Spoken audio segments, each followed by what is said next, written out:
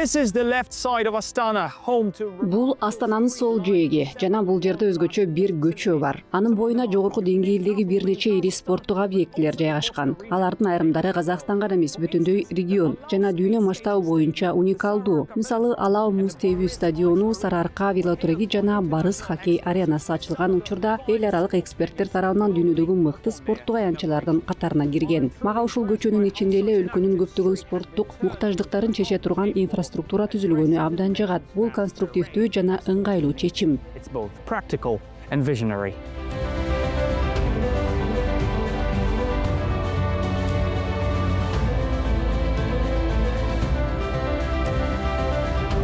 Мен Мади Фазыл. Сиздер Sporting Marvels программасын көрүп жатасыздар. Бүгүн биз өлкөдөгү спорттук инфраструктура тууралуу бир аз сүйлөшөбүз. Денис Ак жашоо образы деген сөздү укканда эмнени ойлойсуңар? Албетте бул жөнүндө ар кандай ой жана ассоциациялар жаралышы мүмкүн. Бирок бул сөз айкашы эмне үчүн пайда болгонун ойлогон адамдар аз болушу мүмкүн. Келгиле бул тууралуу ой жүгүртөлү.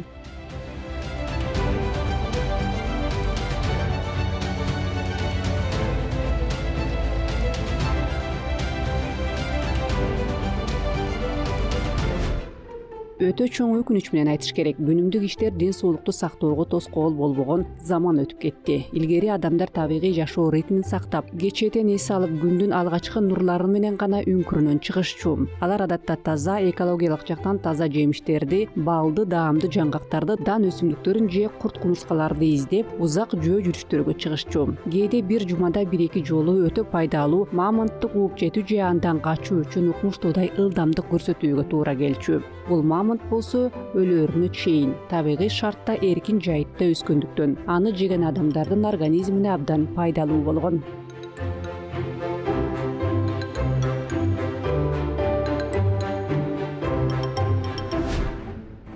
Ал эми азыркы Homo sapienстин абалы кандай? Өзүнүн үңкүрүндө жашаган ата-бабасына салыштырмалуу бүгүнкү акылдуу адам дээрлик кыймылдабай калды. Акыркы 70 жылда такыр эле. Ошол эле учурда ал дайыма стрессте жүрүп, зыяндуу жана жасалма азыктарды көп колдонуп келет. Биздин күнүмдүк жашообуз ден соолук деген түшүнүк менен эч кандай байланышы жок. Ошондуктан бүгүнкү күндө дени сак болуу үчүн адамдар кадимки жашоо образын өзгөртүүгө, башкалардан өзгөчө жашоого аргасыз. Башкача айтканда, ден соолукта болуу үчүн атайын аракет кылышы керек. Бул техникалык прогресстин таң калыштуу жана өкүнүчтүү натыйжасы. Бул өкүнүч мамонттардын масштабына жеттиби же жокпу белгисиз. Бирок дүйнөлүк саламаттыкты сактоо уюму бул маселе боюнча тынчсызданууда. Уюм акыркы жылдарда адамзаттын кыймылсыз жашоо образын азайтуу боюнча шашылыш чараларды талап кылып келет. Айрыкча балдар менен өспүрүмдөрдүн физикалык активдүүлүгүнүн төмөндүгү уюмду катуу ойлондурууда. ДСУ өлкөлөрдү элди спортко тартуу боюнча иштерди күчөтүүгө чакырууда.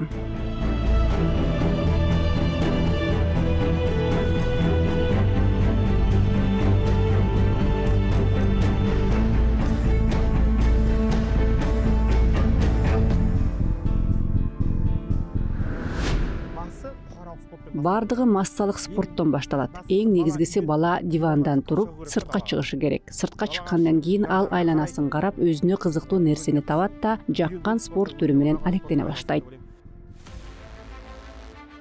Негизи азыркы адамзаттын физикалык активдүүлүгү боюнча ар кандай изилдөөлөрдө көп кызыктуу маалыматтарды табууга болот. Анын ичинде Казакстан тууралуу дагы. Көрсө, КМШ өлкөлөрүнүн ичинен эң аз кыймылдаган өлкө биз экенбиз. Ошол эле учурда дүйнөлүк саламаттыкты сактоо уюмунун көз карашы боюнча биз кээ бир араб өлкөлөрүнө, ошондой эле АКШ жана Улуу Британиянын тургундарына караганда кыймылдуу экенибизди байкаса болот. Бул жагымдуу факт. Бирок биз өзүбүздү бизден жакшы көрсөткүчкө ээ болгон мамлекеттер менен салыштырып, алардан үлгү алган оң. ДСУнун абройлуу Lancet журналында жарыяланган отчетуна ылайык, Казакстанда жашагандардын 27,5% таптакыр спорт менен алектенбейт. Башкача айтканда, өлкөбүздө спортко олуттуу мамиле кылган жана аны үзгүлтүксүз практика кылган канча адам бар деп карасак, биздин спорт министрлигинин маалыматына ылайык, мындай адамдар 40% түзөт. Бул көрсөткүч болжол менен 8 миллион адамга барабар. Алгач караганда бул жаман эмес, бирок мунун артында кээ бир статистикалык ыкмалар бар. Бул 40%дын ичинен спорт менен кесипкөйлүк деңгээли алектенгендер да, мектепке дене тарбия сабактарын калтырбай катышкандар да эсепке алынган. Башкача айтканда, бул көрсөткүчкө жетиштик деп бошоп кетүүгө болбойт. Ошондуктан Казакстанда массалык спортту өнүктүрүү мамлекеттик саясаттын эң маанилүү багыттарынын бири катары эсептелип келет.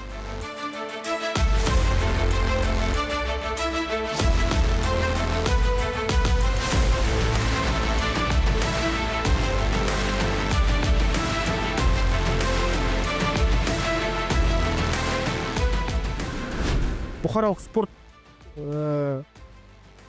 Қазақстанның бүкіл аймағында өте қатты дамып. Менимче азыр массалык спорт Казакстан боюнча активдүү өнүгүп жатат. Өткөн жылдар менен салыштырганда интернетте эле карап көрсөк, кандай көп спорттук иш-чаралар өтүп жатканын байкайбыз. Вело жүрүштөр, марафондор, скандинавиялык басуу жана башка көптөгөн спорт түрлөрү кеңири таралууда. Мунун баары Казакстанда массалык спорт активдүү өнүгүп жатканын көрсөтөт. Бул сүйүндүрөт жана шыктандырат. Атап айта беретін болсақ, өте көп та. Осы спорт түрлері Қазақстанда қазіргі уақытта өте қатты дамып жатыр. Осы негізі Келечекте массалык спортту өнүктүрүүнү улантышыбыз керек. Эмне үчүн Казакстан калкынын 50% же 100% спорт менен машыгышына шарт түзбөйбүз? Эмне үчүн болбосун? Бардыгы биздин колубузда. Эң башкысы адамзаттын кызыгуусун арттырып, аларды массалык спортко тартуу. Массалык спорт бул өлкө үчүн абдан маанилүү багыт. Анткени ал ден соолукка жана жалпы бакубат жашоого оң таасирин тийгизет. Адамдарға өте керекті, дене басына саулығына керекті спорт түрі болып есептеледі. У нас в этом сезоне летнем состоялся очень интересный... Бизде бул жайкы сезондо жолдо деп аталган абдан кызыктуу долбоор болду. Биз волонтерлор жана резиденттерибиз менен бирге кызыл издердин башында турдук. Кызыл издер бул эң көп адам өткөн жолдор. Тропы с наибольшим трафиком. В выходные дни мы вставали небольшим лагерем. Дем алыш күндөрү биз кичинекей лагерь куруп, тоого багыт алган туристтерге кеңеш бердик. Мисалы көк жайлоодо сыяктуу маршрут. Ал жерден бир күндө 5000ден ашык адам өтүшү мүмкүн. Элестетесизби? Биз ошентип иштедик. Биз коопсуздук жөнүндө, маршруттун өзгөчөлүктөрү жөнүндө айтып бердик. Эс алуучулардын суроолоруна кубаныч менен жооп бердик. Эң негизгиси биз аркылуу өткөн негизги аудитория бул жаштар, студенттер болду. Важно, что основная аудитория, которая шла через нас, это были молодые люди, студенты. Мы постоянно занимаемся со школьниками и студентами. Биз дайыма окуучулар жана студенттер менен иштешебиз. Биздин атайын өкүлдөр, резиденттер шаарды кыдырып, балдарга жөө жүрүшкө даярдануу эрежелери жана жапайы жаратылышта болуу эрежелери жөнүндө айтып беришет. Мы говорим сейчас на 3 языках. Это, конечно же, казахский язык, русский язык и английский язык. Биз азыр 3 тилде сүйлөйбүз. Бул албетте казак тили, орус тили жана англис тили. Мындан тышкары ишибиздин алкагында шаарда жөө жүрүштү сүйүүчүлөр үчүн иш-чараларды өткөрөбүз. Кечинде чогулуп адамдар менен коопсуздук жөнүндө маектешебиз. Мисалы азыр бизде кышкы сезон. Биз атап айтканда тоо чаңкы тебүү жайдагы коопсуздук жөнүндө сүйлөшөбүз. Коомчулуктун алдында биздин куткаруучулар, тоо лыжа мектебинин инструкторлору чыгып сүйлөшөт. Биз адамдарга тоодогу эрежелерди билүү жана сактоо канчалык маанилүү экенин эскертебиз. О важности знания и соблюдения правил на склоне. Эксперттер улуттун ден соолугу массалык спорттун өнүгүү деңгээли менен түздөн-түз байланыштуу экенин көптөн бери белгилеп келишет. Ал эми массалык спорттун өзү эмнеден көз каранды? Албетте спорттук инфраструктуранын абалынан, жогорку квалификациялуу машыктыруучулардын болушунан жана алардын жеткиликтүүлүгүнөн. Дал ушул жөнөкөй, бирок маанилүү факторлор келечек муундардын физикалык ден соолугунун негизин түзөт.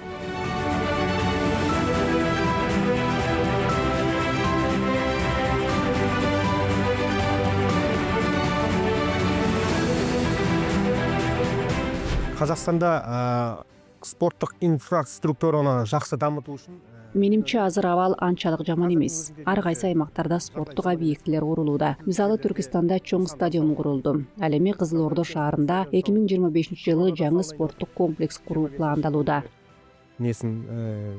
Куруусын бастайт. Сол сияқты жалпы спорт Жалпысынан Казакстанда спортту өнүктүрүү үчүн дагы көп спорттук объектилер керек. Эгерде дүйнөлүк деңгээлдеги ири спорттук жайлар көбөйсө, элдин спортко болгон кызыгуусу артып, ата-энелер балдарын спортко алып келе баштайт. Кызыгуучулук танытып, катыссы келип, балдарына келип деген сыяктуу. Ошондуктан аймактарда спорттук объектилердин санын көбөйтүү зарыл. Азыр алардын саны өсүп жатат. Жана менин оюмча, канчалык көп курулса, спорт ошончолук активдүү өнүгөт. Спортта дами берет деп ойлойм.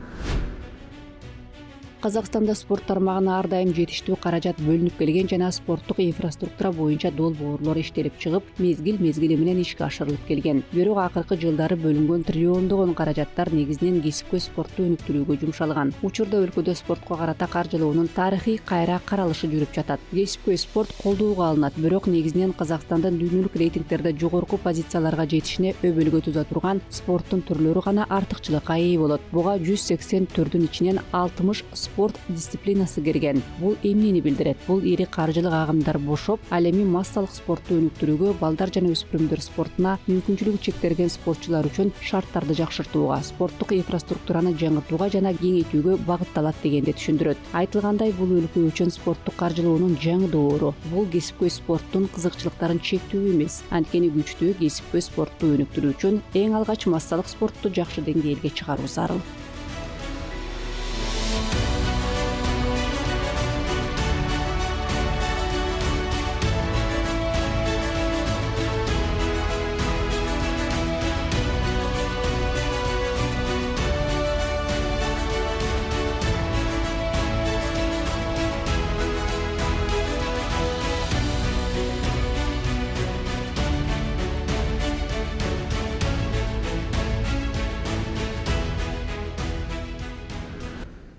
Astana, of course, serves as the primary. Астанада албетте кесипкөй спортсмендерди даярдоо үчүн негизги инфраструктура жайгашкан. Бирок кадимки астаналыктар да спортту сүйүшөт. Жергиликтүү акимчиликтин айтымында шаарда 1,5 миллиондон ашуун адам спорт менен системалуу түрдө алектенет. Алардын көбү өздөрүн спорттук жетишкендиктерди сыноого даяр жана жетишкендигин таанытууну каалайт.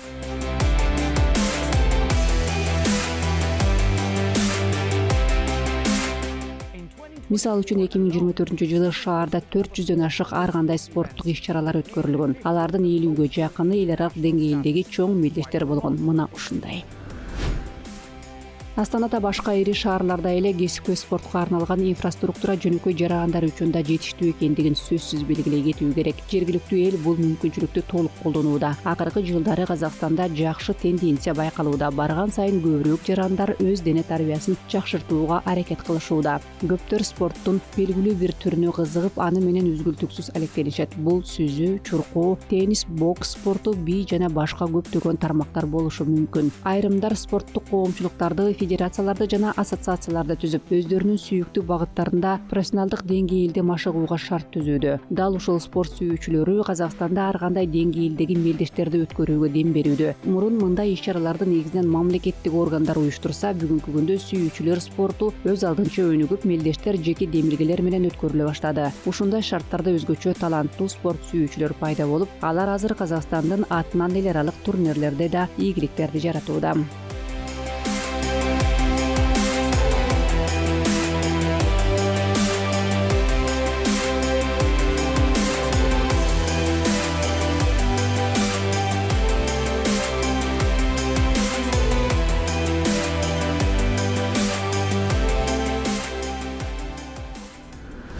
Did you know that the word sports originates from Old French? Билесиңерби, спорт деген сөз байыркы француз тилинен келип чыккан жана ал жерде шаан, чөкөт же көңүл ачуу деген маанини билдирген. Албетте спорт бүгүнкү күнгө чейин шаңдуулугун сактап келет, бирок бүт дүйнөдөгү миллиондогон сүйүүчү спортчулар үчүн бул жөн гана көңүл ачуу эмес. Алар үчүн спорт өтө чоң эмгек. And a lifelong pursuit of excellence. Ооба, сүйүүчүлөр спорту массалык спорттун бир бөлүгү болуп саналат. Бирок азыр спорт сүйүүчүлөрдүн көбү профессионалдык деңгээлде машыгып, алардын мелдештер боюнча графиги өтө тыгыз. Ошондуктан мындай энтузиасттарды өлкөдө дагы колдоо пландалууда, айрыкча айыл жергелеринде. Бүткүл Казакстан боюнча спорттук инфраструктуранын чоң инвентаризациясы жүргүзүлүп, өлкөдө 40 миңден ашуун спорттук объект бар экени аныкталды. Адистер муну жетишсиз деп эсептеп, дагы жаңы жайларды куруу жана айрым эски спорттук объектилерди жаңыртуу зарыл белгилешүүдө. Алдыдагы бир нече жылда Казакстанда 100дөн ашуун жаңы спорттук жайлар курулушу керек.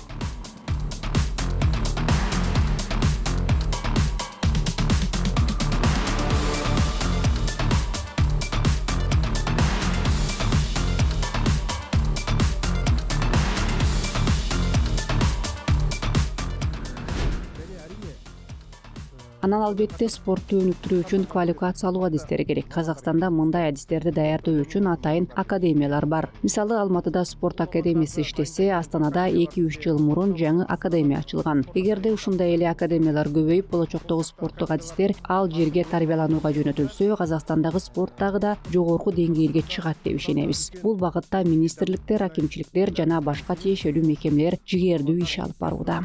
Эмнеси болсо да, эгерде өлкөдө спорттук объектилер көбөйүп, квалификациялуу адистер көбүрөөк даярдалса, спорт тармагы сөзсүз түрдө туруктуу өнүгөт.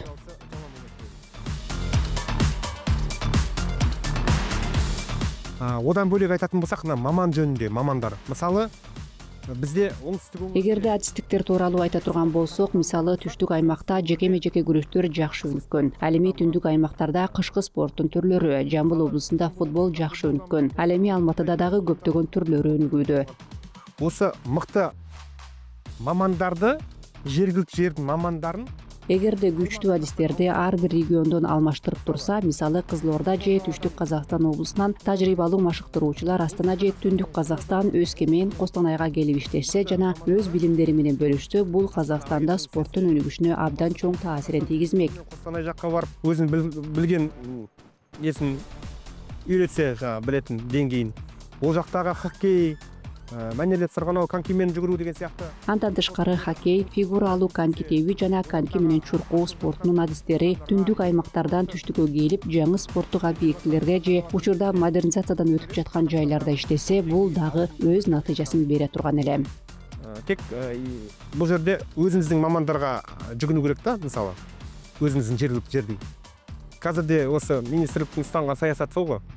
Менимче биз өз адистерибизге таянганыбыз жакшы. Азыркы учурда министрликтердин саясаты негизинен өз адистерибизди тарбиялап, аларды баардык аймактарга бөлүштүрүүгө багытталган. Ошондуктан бизде кадрлардын катуу жетишсиздиги жок. Аны айта тургандай байкалбайт. Бирок адистер аймактарды, шаарларды алмаштырып, тажрыйбасы менен бөлүшсө, бул абдан пайдалуу болмок. Жұмыс істеп үйретсе деген ой ғой. Биз Алматы шаарында турабыз. Бул жерде абдан көп спорттук объектилер топтолгон. Кээ бири өтө эскиден келаткан тарыхка ээ болгон, кээ бири жакынкы убакта гана курулган. Бул спорттук комплекстер жабдыктары, көлөмү жана инновациялык мүмкүнчүлүктөрү менен өтө жогорку деңгээлде. Мындай болбошу мүмкүн эмес да. Анткени биз өзүбүздү эл аралык жогорку стандарттарга шайкеш келген өлкө катары көргүбүз келет жана алдыда дүйнөлүк тажрыйбаны жарыялай турган көптөгөн мелдештерди өткөрүүнү максат кылып келебиз.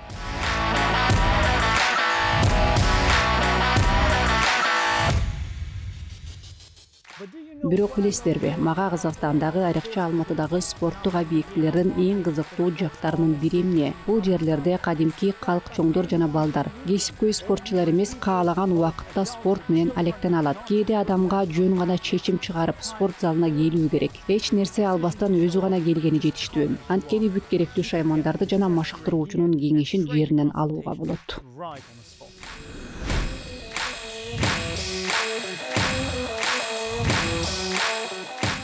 Ар бир кадыр барктуу мамлекет өзүнүн калкын активдүү жашоо образына тартууга аракет кылат. Бардык өлкөлөр бул маселени өзүнчө ыкмалар менен чечишет. Универсалдуу тартуучу формула жок. Мындан улам ар бирибиз ар кандайбыз, менталитеттерибиз, салттарыбыз жана башка багыттар боюнча. Ал эми биз сөз кылган таң калыштуу тенденция жөнүндө да айта кетүү керек. Массалык спорттун өнүгүшү жогорку жетишкендиктер спортуна таасир этет. Мисалы, Олимпиада оюндарында да, дүйнөлүк рейтингде дагы 5 ири өлкө массалык спортту өнүктүрүп, бүткүл улуттук спорттун духун күчөтүп жатканын байкайбыз. Азыр биз да ушундай максатты коюп жатабыз. Казакстанда дене тарбия жана спортту өнүктүрүү боюнча концепция бар. Ал концепциянын алкагында бардык катмардын калкын дене тарбиясына тартуу үчүн чоң пландар бар. Балдар, жаштар, чоңдор жана кары жаштагы калк үчүн кеңири программа бар. Кызыккандар дагы бир жагдай, физикалык жактан активдүү жарандарды эсепке алуу методикасы өзгөрүлөт жана аны тактоо планы бар. Эми натыйжаларды гана күтө берсек болот.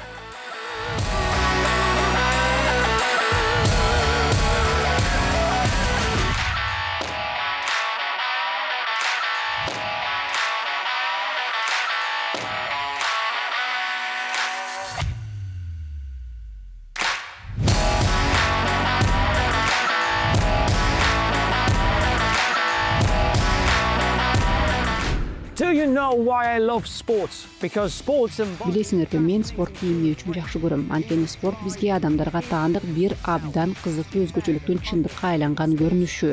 Бул өзгөчөлүк айланабыздагылар менен атаандашуу жана башкалардан бийик болууга умтулуу. This is the core value of sports. Спортто болгон атаандаштык адилеттүү, жөнгө салынган жана эң башкысы тынчтыкта жүрөт. Менимче бул спорттун негизги баалуулугу андан тышкары спорт калың элди бириктирген күчкө ээ. Бир өлкөнүн чегинде же бир нече мамлекеттин калкын жакындата алат.